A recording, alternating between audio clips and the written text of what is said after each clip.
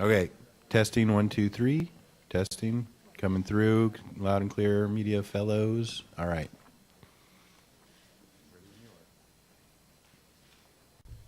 Thank you. If everybody will have a seat, we'll get started right now.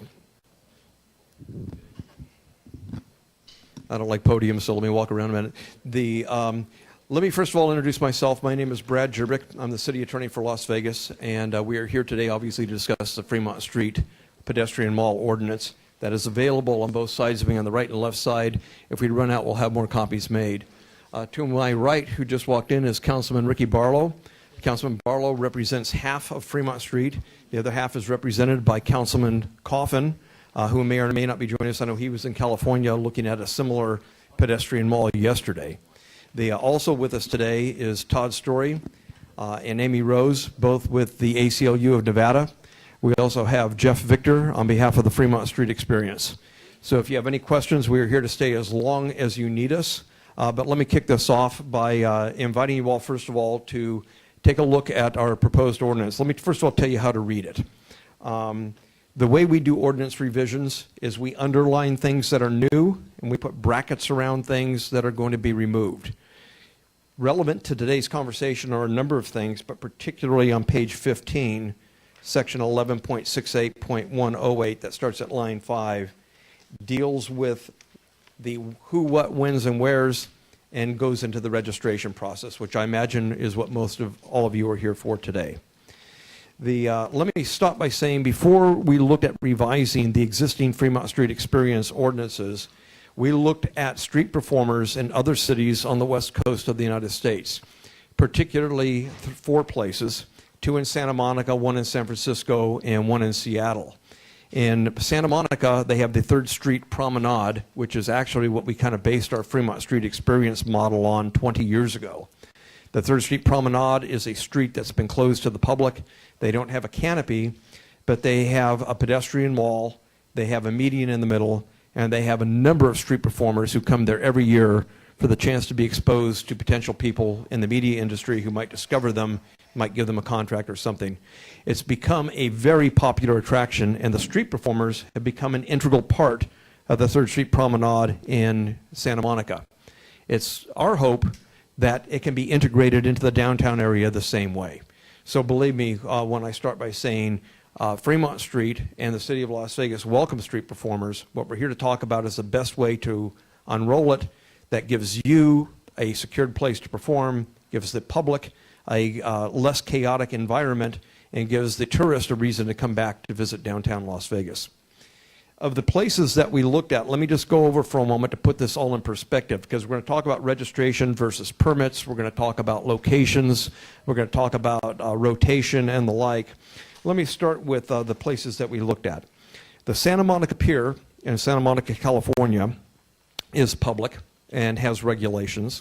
The 3rd Street Promenade I just mentioned is public and is regulated.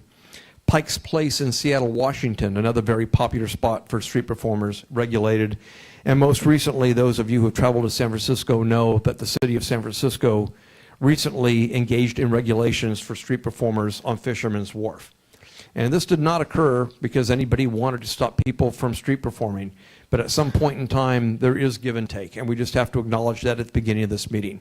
Public has a right to move up and down that mall. People have a right to shop. People have a right to visit wherever they're going to visit. And you have an absolute right to perform. And trying to integrate these two in a way that protects your rights, public's right to have a good time and enjoy their freedoms, is what we're here today. I want to mention, before we get to what the city of Las Vegas is proposing by way of registration, that in each of these other places, they don't have registration, they have permits. And I want to emphasize, we are not, repeat, not asking you to get a permit to perform. We are not charging a price for registration. We are not releasing your information to the Las Vegas Metropolitan Police Department, nor are we doing background checks on you. And I'll repeat that as we get more into registration in a moment. But let me let you know what other cities are doing that we rejected, so you know where we started.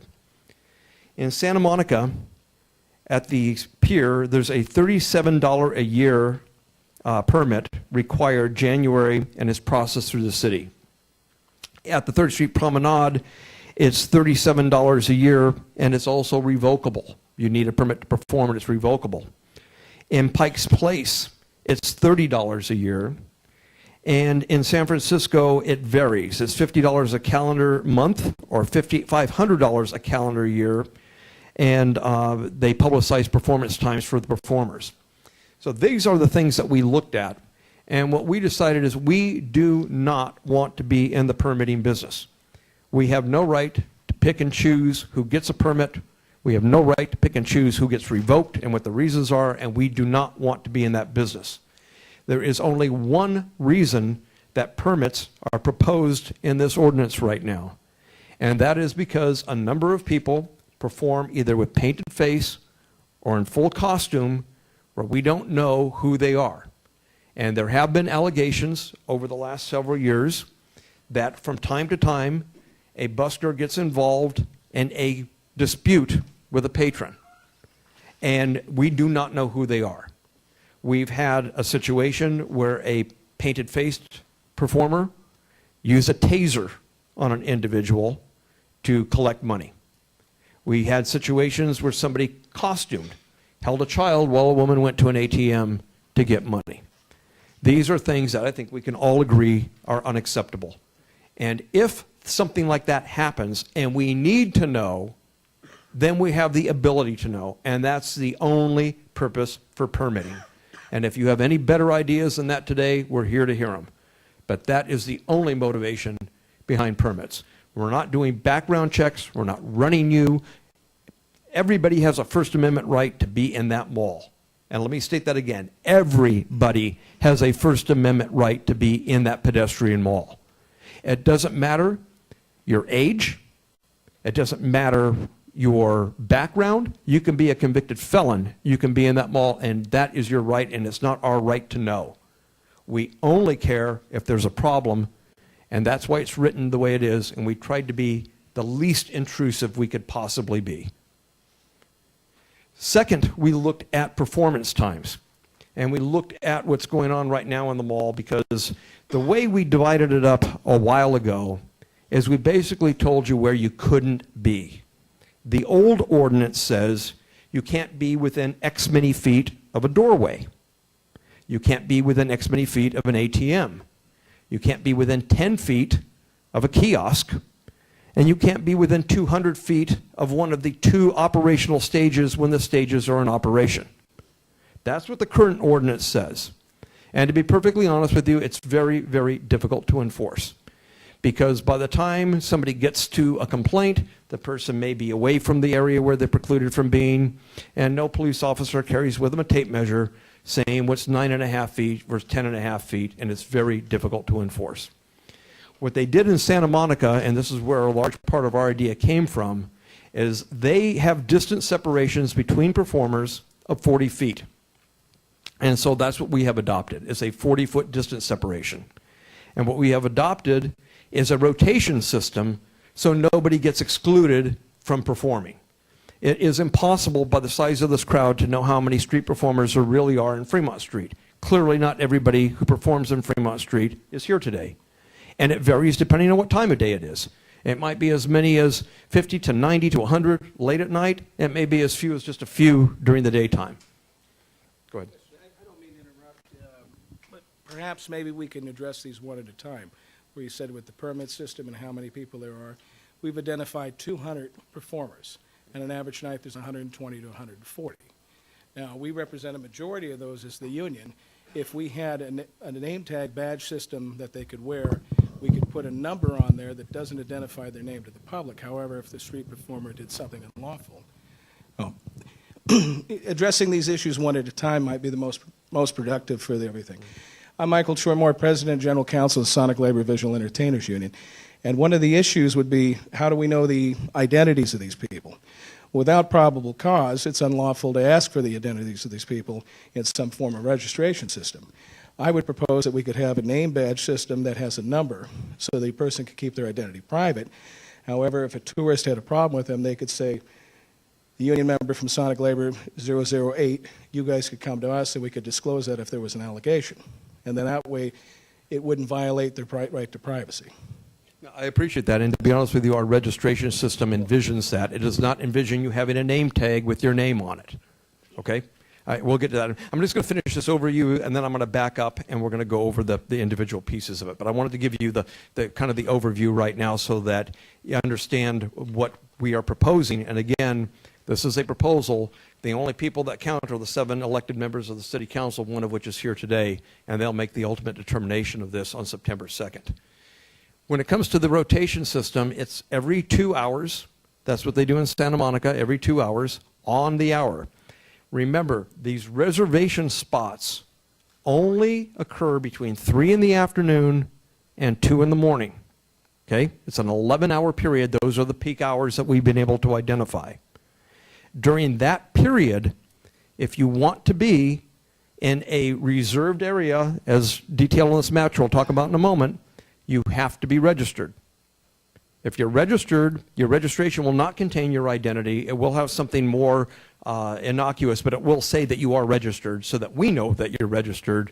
So if somebody says, I want to be in that spot to perform, and somebody unregistered is there, the unregistered person gets kicked out and the person who's registered goes in. So if you want to be registered, that's the way it is. And the other thing is every hour on the hour starting at the odd hour.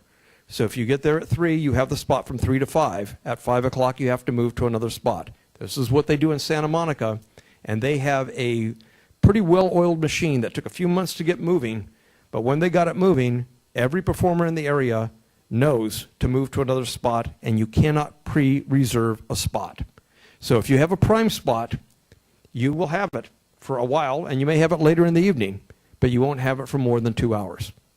And then you have to move, and so everybody has an equal opportunity for those prime spots. And again, I've talked to performers, and I know the prime spots vary depending on what kind of performance you give. Some areas of the mall have areas for larger crowds, some don't. Mm-hmm. No, you can perform 24 hours a day. The performance zones go into effect at 3 o'clock. Before that, it's what you have right now. It's distance separations. But at 3 o'clock, that's when the performance zones go into effect.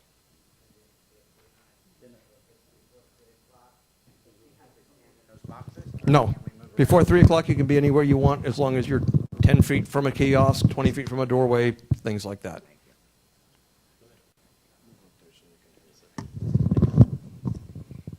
I got a question on the where certain performers are going to be. Say if I get a spot out there, I get one of the circles, and then some guy with a drum thing sets up right across from me, the bucket drums. Those give me headaches. I never work by them. Mm-hmm. I find another spot down farther to where they're going. What's going to happen then? Are they going to have to move either me or him? Or am I going to have to stand there and listen to that all night for two hours? I've heard that complaint as well. One of the things that's in this ordinance that's not going to perfectly solve your problem is we're changing the way we measure noise and the decibel levels in the mall. In Santa Monica, the decibel levels are measured at 1 foot with a decimeter. And I've been down there many times and walked the mall with the individual who supervises the mall, and there's a lot of cooperation with the street performers. There are people that bring full bands, full drum sets and guitars, and they will hold a decimeter within a foot of them. They'll say, turn it down, you're over by this or over by that. The same will apply to the drums. Drums are drums. They're going to always make more noise than somebody just talking, but that's the First Amendment. It doesn't recognize the difference between the two, but we will have a noise limit.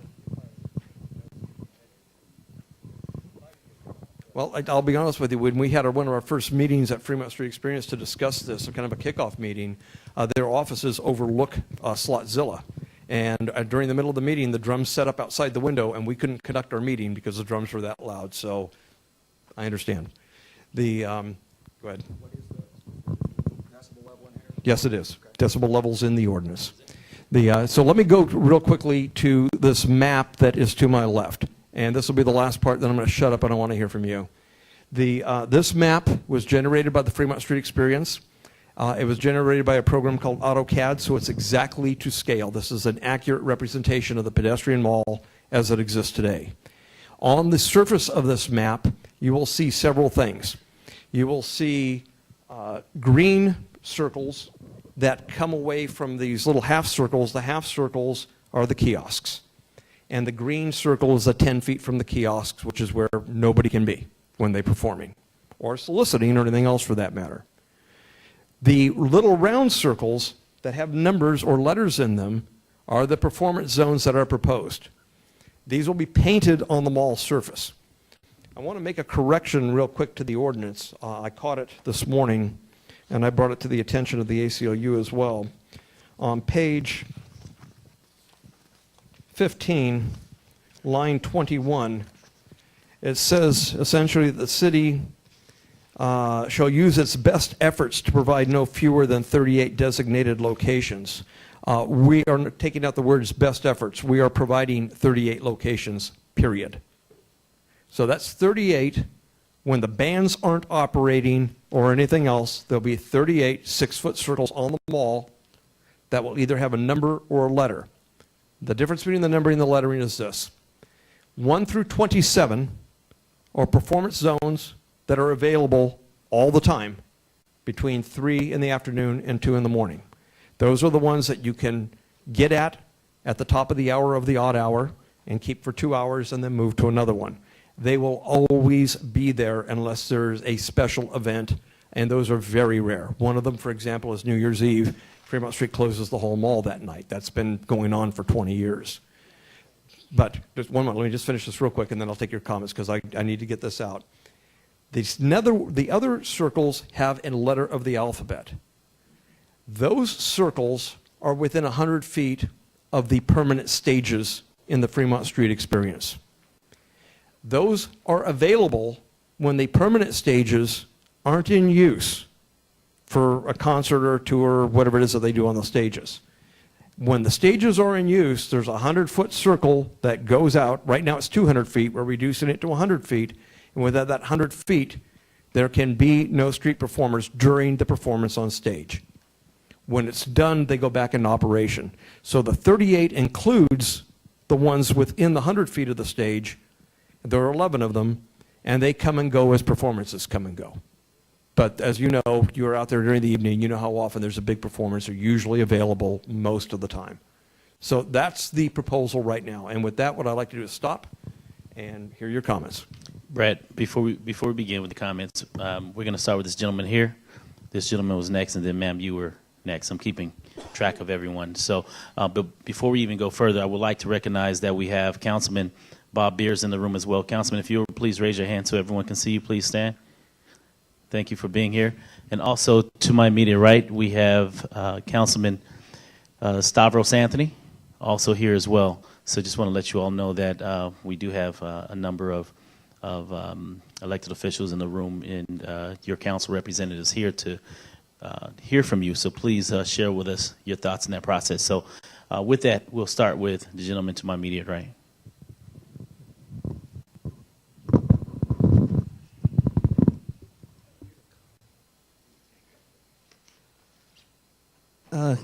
Hi, guys.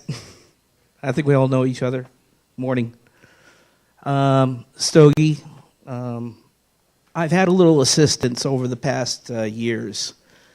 I've been doing street performing strictly as a fun thing, a way of polishing the different acts that I represent, and mostly as a hobby, just something to do instead of sitting at home.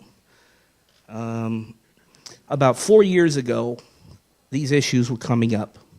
So about 4 years ago, I drew up a proposal. I gave it to City Council twice. I gave it to Fremont Street. This is where you got the spots from. This is the idea. You got that from Fremont Street. I gave it to them. Robert, head of security, I gave it to him, and he loved the idea. I got the idea because I used to work at Disneyland in Magic Mountain. When I worked at Magic Mountain, Taz Devil always had, not a spot, the area by the petting zoo and the Buccaneer, which means they wanted their acts, their characters, to stroll within the area, attended by an assistant because, of course, the heat passing out in those heavy costumes. Well, my proposal is simply this. Whether it's permitted or not, rules have to be followed. Conduct, politeness, courtesy, cleanliness, keeping your area clean, and working not in singles, but in teams for safety, because we all know we work nights, and we all know stuff has happened. So always work in teams. These are things that I had put in my proposal for you guys to look over. It's chaos basically right now. It's just free for all.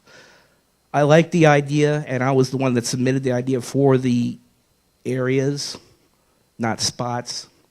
I don't think the problem is that you have people that work 2 or even 4 to a team.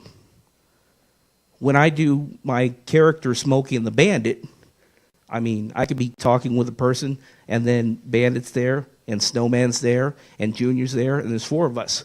There is no way 4 people in a team is performing within a 6-foot radius. No way. It's very safe, though, because everybody is, working as a team. But I think safety and those other points are really the big issues. Also, this distance between each performer and not disrupting each other. So take a look and give a review, and you're welcome.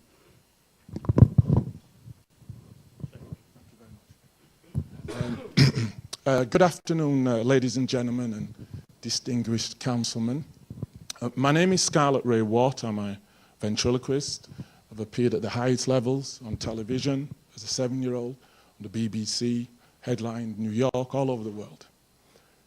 Now, I must say, I heard, Councillor, your statement regarding you'd taken the blueprint, literally, from Santa Monica, 3rd Street Promenade, to which I worked for 2 years, and it's a nightmare for performers. It's a total nightmare.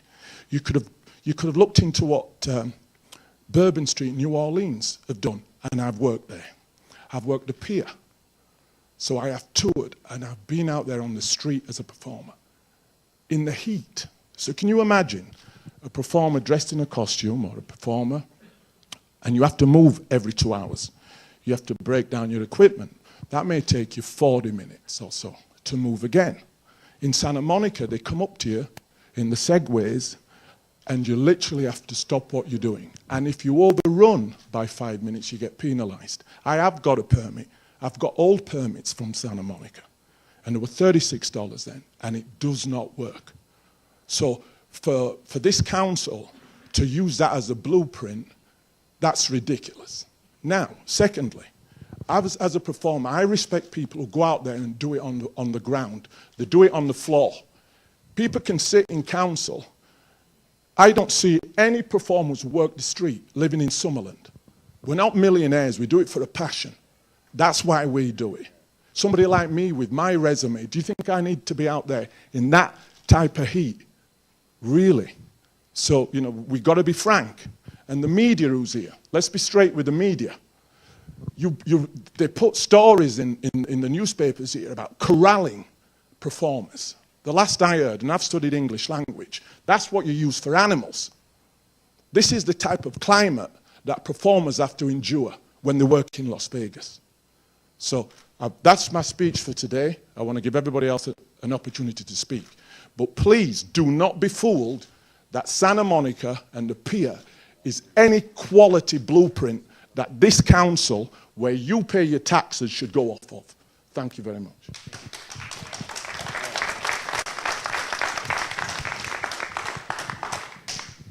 Hi, my name is Norma MacDonald, and I just represent one of you guys, but I have been following this whole meeting for a while, and I'm just going to address some of the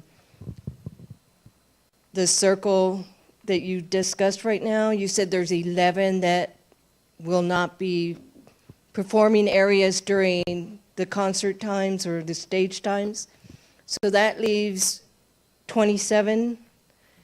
How are you going to evaluate the rotation based on the amount of performers out there? Because certainly there's a lot more than 27 performers at one time. I have walked the area many times and evaluated what transpires out there. Yes, I do agree there are some restrictions that need to be done and some weeding that needs to be done, but this rotation, the rotation can mean many things. It can mean that you're going to another circle, or it can mean that you're only going to work for 2 hours that day. So how are you going to, what do you have in place that's going to accommodate everyone involved? That's a good question. One, we don't have anything in place at this moment, but there will be if the ordinance passes. What we will have is one person dedicated to the mall during these performance periods that will walk the mall literally up and down the street and ensure, just as in Santa Monica, they have an individual that does the same thing, will ensure that the decibel levels are being complied with, will ensure that the performers move. If there's a dispute amongst performers, it will be up to that person to resolve it. And like I say, I respect everybody's opinion about the Santa Monica model, but we have been down there. We've also met with performers that have a different opinion. But that's what we'll have. We will also have, and we have members of the Las Vegas Metropolitan Police Department with us here today who have told the city that when and if this ordinance passes, if it is amended, they want to be trained as well as to what the new rules are. And we will spend time. And I think you will see an enhanced presence in the pedestrian mall, whether it's city or metro or both. We'll be out there making sure that this is complied with. Go ahead. Thank you, Mr. Jervik, and Councilman, all of you who are present, especially Councilman Coffin and Barlow for bringing this issue up. Obviously, this wouldn't be here in front of us today if there were not a problem, and I know that a lot of thought has gone into this, and I think that there may be more that goes into it before it's all said and done. I work for a labor organization. I'm not a performer. I am not a busker, and I do not pursue either self-gratification through street performance or earning money through street performance. But frequently, I and members of my organization engage in what would be considered expressive activity as defined in your proposed ordinance.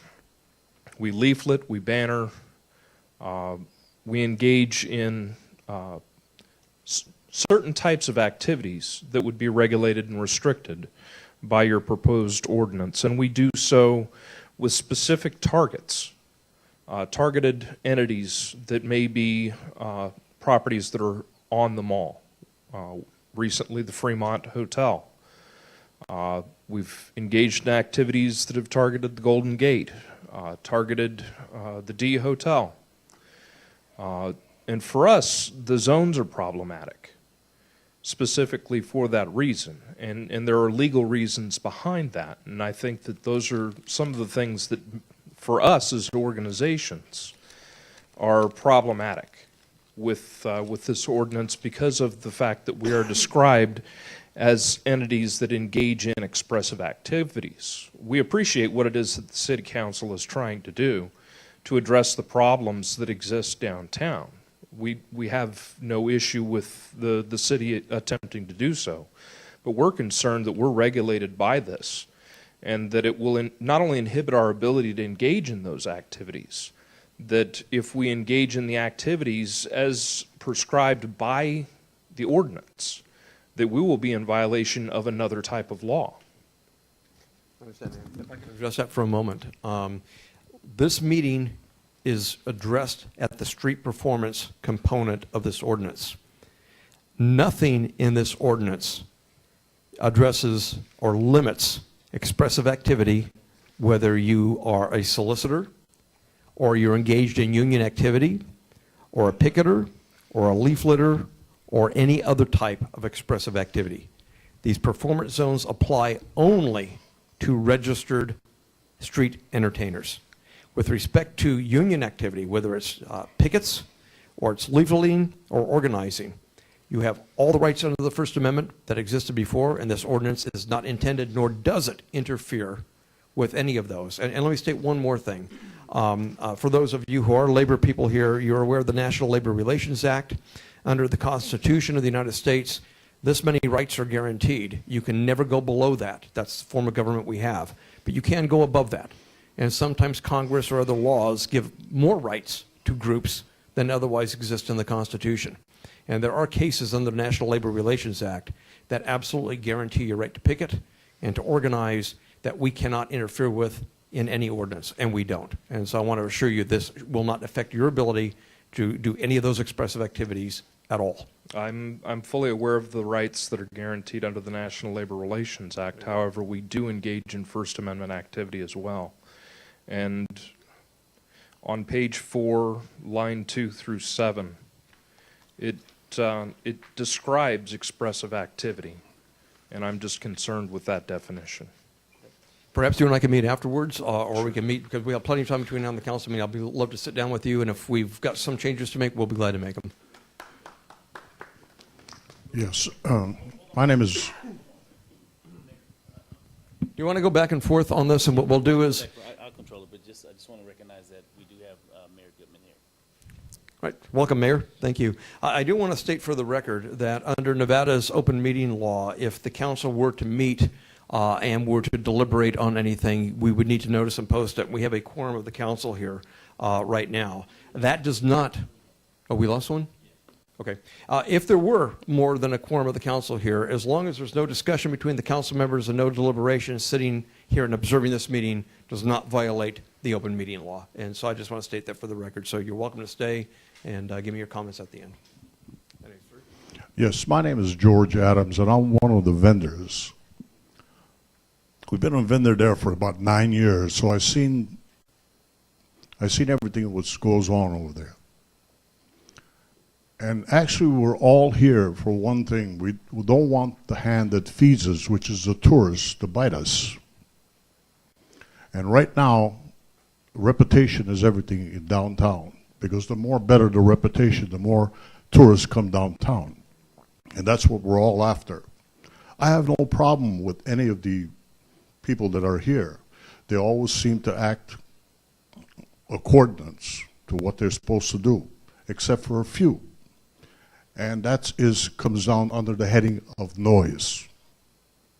I have had street performers that come right next to my kiosk and play drums that they get from Walmart, and the echo from the concrete to the echo that's around us, we cannot do anything because of the noise. And we go up there and we politely tell them, would you please move? And they're very belligerent. They say, we have a right to be here. I said, we have a right also to hear what our customers have to say. We cannot get that across because they play it so loudly that you cannot interpret anything. We have doors in our thing, and we close the doors, and still the noise comes through. So what do we have an action to do is I call to the police department. And when I called at the police department, they do have them moved. Yes, they do, because they're disturbing my peace. And that is my biggest problem. Next, there is another problem. There's people that solicit it. They walk out from the buildings that they rent, not from the vendors, but from the building itself. I'll name one of them is Viva Las Vegas. It's a liquor store. They have people that sell real estate there. They come out past my place, around it, they go 40 feet, and it's very aggravating because all of a sudden the people run away from them, all right? And when they run away from them, they cause my business to go down. They actually, not one, there's 4 of them. They go around. I went to them and I says, please, look, 15 feet is enough from your building. You have a lot of public that goes there. They say yes, but 2 hours later, they're doing it back again. So the 2 issues that I have here with the city council, which I really appreciate that this is happening. All the vendors here that I know, they're always perfect gentlemen. Always keep in line. Always do what they're supposed to do. I have no problem with them. The problem is when there's a singer or when there's a drums, it gets so aggravating that it's bad. All the rest of the singers that with the microphones, they're very polite. They play lower. But just one out of all of them maybe two, sing beyond what they're supposed to do. They put the microphone as loud as they can and sing as from the top of their lungs. I think if they don't use the microphone, they can do just as well. That's how high their voices are. But the rest of them, the singers, like there's a couple of people here that sing and play guitar. They keep it low. They keep it fine. And that's not the problem. The problem is just the few. And when I called for them to come over with the box to measure their distance, they don't have one. They have to rent one. And by the time they come down, they lower the music down. They see it happening. So that's the reason I'm here. Now, Jeff his hands been tied a lot of times. And I guess Jeff appreciates this also, because this agenda became to a point where it's at now. And I applaud the city for what they're doing. And let me just say this, Brad. I need everyone to keep their comments to a minimum. We have a lot of people that we need to get through, so just please keep your comments to a minimum. And when you ask your question or you state your concern, you may feel free to go ahead and take your seat so that we can get more people in so that we can continue to describe what your issues are. Thank you. Yes, sir. How you doing? My name is Jonas Ford, and I am a bucket drummer and a street performer as well. I've been doing it on and off for the last couple of years now. And first of all, I'd like to thank the council actually I appreciate, them taking action, because there are, some rules and stuff that need to be in place, because it is a chaotic environment right now at nighttime. I totally agree. However, there is a certain amount of action that needs to be taken, but needs to be considered on how it's being taken. Like, first and foremost, I have worked on the Santa Monica Pier, and I've worked out in Santa Monica before, and it is chaotic. It's not the model system that you think it is. For all performers. I've performed out there for about a year and a half or so, and it is not the model system. It really isn't. It is chaotic as well. It's like an organized chaos, if you would say. And but it doesn't work for everyone. It's cool for certain performers. They have no problem, but it does not work for everyone. Me being included in that, when I did perform down there, I have a lot of equipment that I use, that I set up, and tear down and set up time takes a good amount of time for me. So if we were to rotate every 2 hours, that's not 2 hours for me. That is about an hour, 15 hour, 20 minutes for me total of performance time, and that just won't work. It won't work, and it's not just for me, but that's for other performers who also have a lot of equipment that they set up and tear down too as well. And it just wouldn't work, because not only is there way more performers than 27 spots, it's not guaranteed that you're going to another spot. You're not working for the rest of the day if you come out there, and it's just not going to work. And I know that firsthand, because I worked out there and I know how it is. And yes, I can get a little loud sometimes, and I do apologize for that. But I'm very cooperative. Anytime I have police or I have security come up to me, I'm very cooperative. I never give anyone a hard time. I've actually came encounter with some of the Metro police back there before, and they can attest that I'm very cooperative. I can't speak for all bucket drummers, but I know for myself I'm very cooperative and I can't get loud.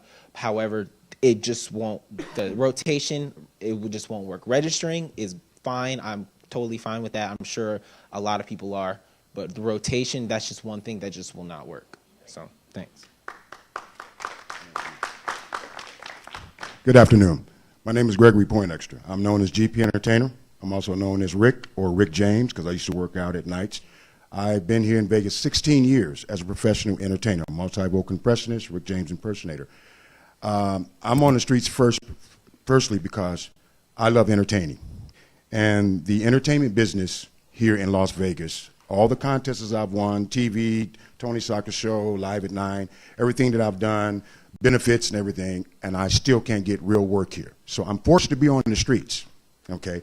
But I love to entertain. And my partner and I, we bring a top quality, classic soul, pop, blues, jazz, country. We have a wide journey of what we do, and people like what we do. I agree with the English name. This rotation thing, it's just not going to work. I think we need to find another way here in Las Vegas to deal with that. Me being on the streets is my life now. I don't make money any other way because the doors in Las Vegas won't open for me. You can Google me, GP Entertainer, see my videos or whatever, see the quality, the type of quality entertainment that I bring. I don't agree with the spots. It's fine. The rotation, I myself personally, I don't think it's going to work. It's definitely not going to work for me. I have equipment as well that I bring out, and I bring out top-notch professional equipment. I try to go with the ordinances. Sometimes I might get a little loud too with my PA folks. You know, I know it's 70 decibels at 50 feet. Sometimes I get 73, 75. I have my own meter as well, so I check myself. Okay, but this rotation thing, just not going to work with me. I have to be out there at least 6 days a week just to cover my head. So where am I guaranteed that I'm going to get these 5 to 6 days a week to make a decent living as a professional entertainer? Thank you. Thank you. Hi, my name is Guillermo Mariani. I'm a citizen of this country, but I was born in Argentina, born and raised in Argentina. So I play like as a Spider-Man Fremont since 2012, but I've been playing all around the world, London, Barcelona, Madrid, France, everywhere. But I found in this place, in Fremont, I found I don't know, like my family.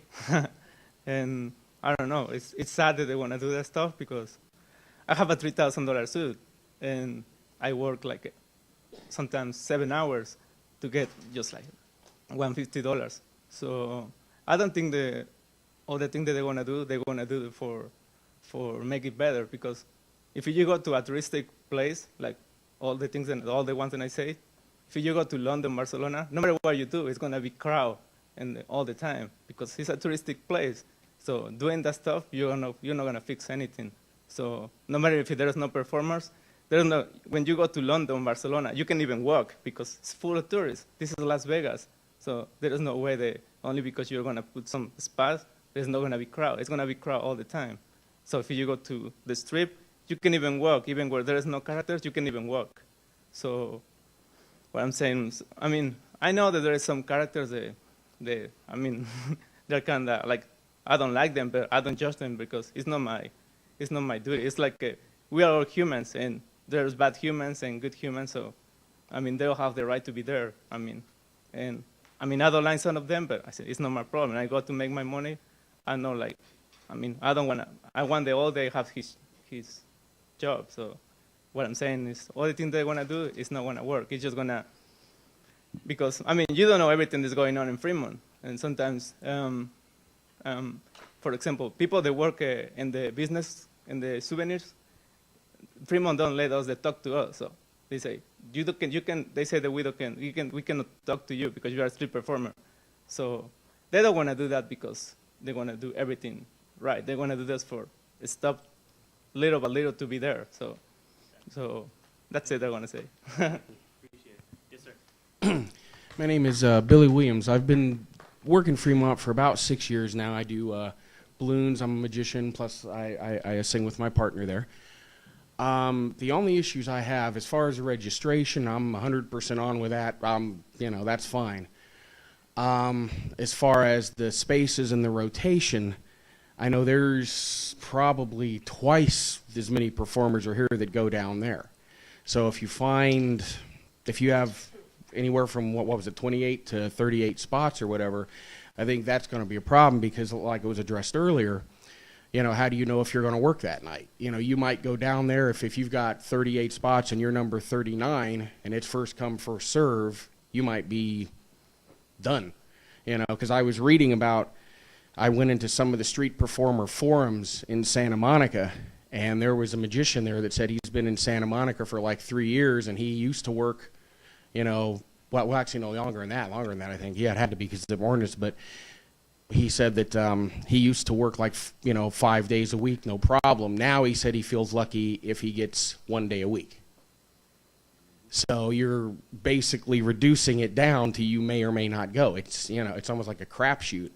But also my other problem, if you're in a spot, let's say you get into a spot, you're there 10 minutes. If you have, say, a medical condition where you have to go to the bathroom, because I do sometimes, if you have to go to the bathroom and I'm in that spot for 15 minutes, do I lose that spot because I have to go to the bathroom? Oh, okay. So is there like a reservation part of that, or? Again, I'll wait for all of your comments, but I'm writing this down. I'll come back to it when you're done. Okay. So that was one thing, and I know it seems kind of trivial, but it is a serious problem. Let's see what else was. Oh yeah, the main thing I wanted to find out. I know that the panhandlers with the signs, they're not regulated. Now, some of the panhandlers, they actually look decent, but some of them not so good. So let's say I'm in a spot, and because the panhandlers aren't regulated, I get 2 really bad ones on either side of me. Then I'm stuck in that spot, and that looks bad on me. That looks bad on what I'm doing, because when I go down there, I dress like this or better. I always have a suit on, sometimes even a full zoot suit. So I never look bad. I always stay professional. I always try, because I truly, honestly believe, and this may sound kind of stupid, but I represent myself, Fremont, and the city. I always try to represent in a very, very positive light. And anybody that's been down there as long as I have will tell you that. And thank you very much. Thank you. And I will answer your question. And go ahead and clap. We appreciate you representing yourself, Fremont Street, and most importantly, the city. We appreciate that. Just to eliminate the redundancy, the rotation, we have it written down. All right? So if you're going to come to the microphone, please don't repeat what someone else has said, because we do have it written down. So I'm constantly hearing the rotation doesn't work. So we got it loud and clear. Thank you. And let me go just a step further. This is being recorded, and it will be rebroadcast later on Channel 2, but I'm having the whole meeting taped so that none of your comments will be lost, and we will be listening to it. And if we need more meetings, we'll do that too. With that, go ahead, sir. Thank you, Council. My name is Jared Carl. I've been a street performer with my girlfriend doing balloons pretty much full-time for about 2 years now. We're a fixture down there in a hot air balloon costume that blinks. Come and see us sometime. Over this time, we've witnessed the deterioration of street performance down there. I agree with the council completely. Things have changed over the last few years. However, I believe that largely these problems are enforceable by enforcing existing laws, that the bad apples that are doing these things can be picked out.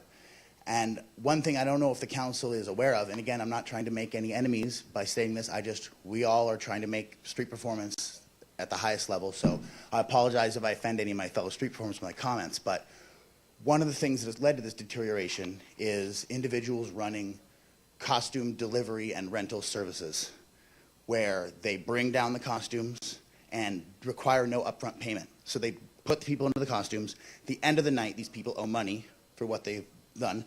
In and of itself, that's not a problem. When it becomes a problem is when these are the unmaintained costumes that are being complained about on the news. These are the ones that are having pictures taken of them, and it lowers the barrier to entry for street performance. Generally, to be a street performer, you have to have a skill or something you wish to display for the public, something exemplary that you wish to show, and then the courage to stand in front of a crowd and do it. When it becomes a job that is cast for on Craigslist, and you get people answering ads and showing up not knowing what they're doing, being put in a costume and put outside, they're not performers. They're not doing it for the right reason. They're doing it for money. They may not know the right reasons, and that's when you get approaches for money. That's when you get aggressive people, people that feel like they're owed, rather than people that feel like, if I shine, you'll wish to reward me. If I do an amazing job, I don't have to ask for a tip. You'll want to give me one, and if you don't, that's fine.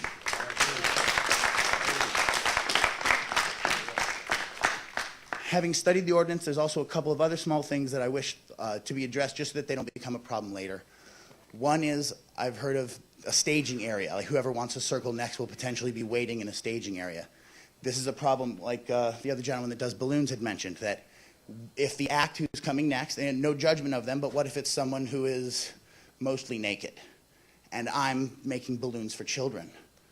They're waiting in the staging area directly behind me for their next shot at this 2-hour spot. Families are not going to approach me for balloons based on who's staged behind me. So that becomes an issue. The overlap between panhandlers and street performers is larger than people realize. It's a Venn diagram. So when we make these rules, there's a good 20 or 30 people that will not be in costumes. They will instead have cardboard signs, and we have a new problem to deal with, which is possibly more unseemly. And decibel level, one thing I wanted to check with you. It seems in the current ordinance that it only applies to amplified, electronically amplified sound. It seems as though you're saying now it will also include acoustic. Everything. Okay, so in, like acoustic sounds like bucket drums or school drums, those will also be. Correct. Your own Okay. voice, modulated or not. Okay, that's one thing that I want to do. And like I said, the overlap with expressive activity. Will we, by creating rules that only apply to a subset, drive other people? Like, as a silly example, but does it bypass the rules, what keeps a guy in an Elmo costume from saying cardboard sign? New ordinance, put me out of work, I'm a homeless Elmo. Now, technically, he's not street performing, now he's a panhandler. Right. I'll address that too. And has bypassed the rules. I'll address it. Thank you.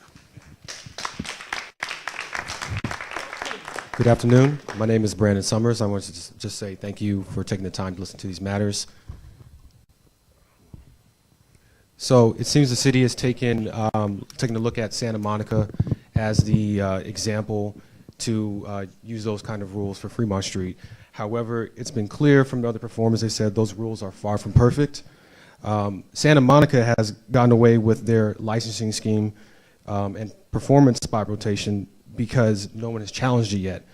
In the Ninth Circuit Court of Appeals, court has already said that street performance permits are really no good, and you can find that in Berger versus City of Seattle from 2008. I don't think performance zones and spot rotation is a good idea because it's totally arbitrary and there are no metrics to support its implementation. And its enforcement is going to be impossible. Can you imagine a police officer standing at these designated locations with a clipboard and a sign-in sheet and a stopwatch? I certainly can't.